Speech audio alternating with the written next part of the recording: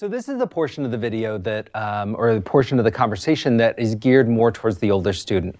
The student that can do a higher level thinking, that has a more higher level of independence, and one assumes self-control. So instead of having groups of students working on a cereal together, you can distribute the box of cereal to each individual student. So each student is doing the math and research on their own cereal.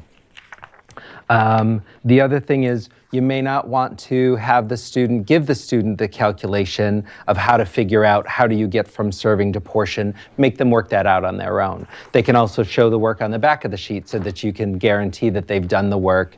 So you're incorporating some math into the conversation as well. So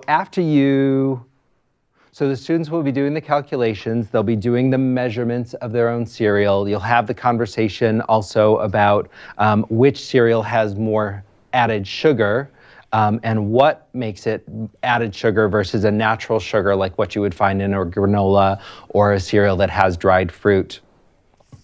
The other conversation you begin to have with these students, however, is to look at the ingredient list.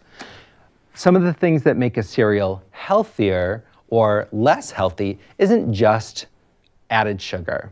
What you want to look for in a healthy cereal or a breakfast that will actually fuel your day is looking for a whole grain somewhere in the first 3 ingredients. So this one actually has whole grain oats as its first ingredient. The second ingredient is sugar, however. So you kind of have that conversation of what is the balance between sugar and whole grains.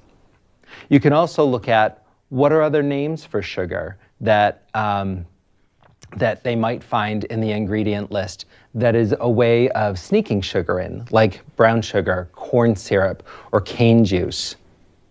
Are there ingredients in there that you can't even pronounce? What is it? Why is it there? Do you want to be putting that in your body? Some of the cereals that have fruit flavors, what is that flavor or color?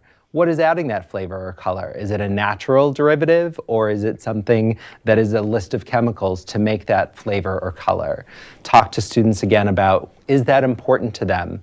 If so, why? If not, why not? So the students will be having the higher level conversation. If vitamins and minerals aren't naturally occurring in the ingredients, how have they been added? So this one, for example, vitamins and minerals that have been added, and there's an entire list. So what did they have to do to add these vitamins and minerals into the cereal?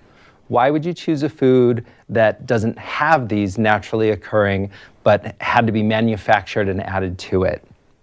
Is that important to them? Why or why not? And then they can talk about what other foods might they eat where they can get these vitamins and minerals naturally occurring.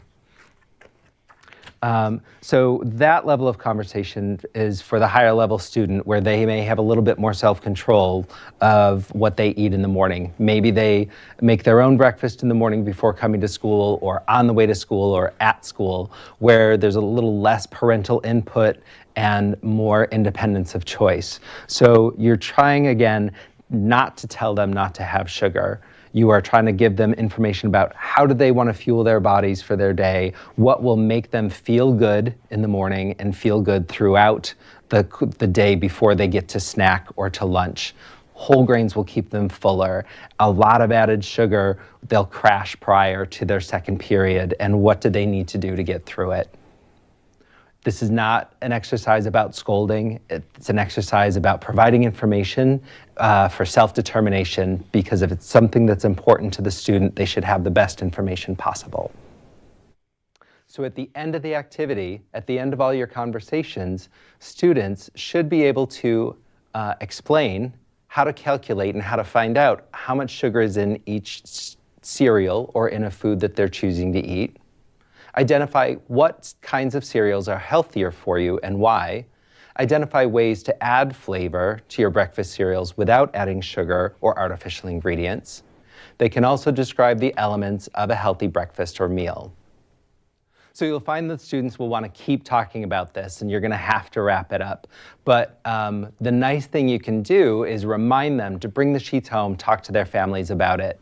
I've often found I go back into the school a week later or a month later, and the students come running up to me to talk about how much sugar they had that morning and how proud they are that they've actually reduced the amount of sugar that they've been eating. So you'll find that the conversation will extend beyond that setting in that classroom, will go into lunch, and it will continue over the next couple days.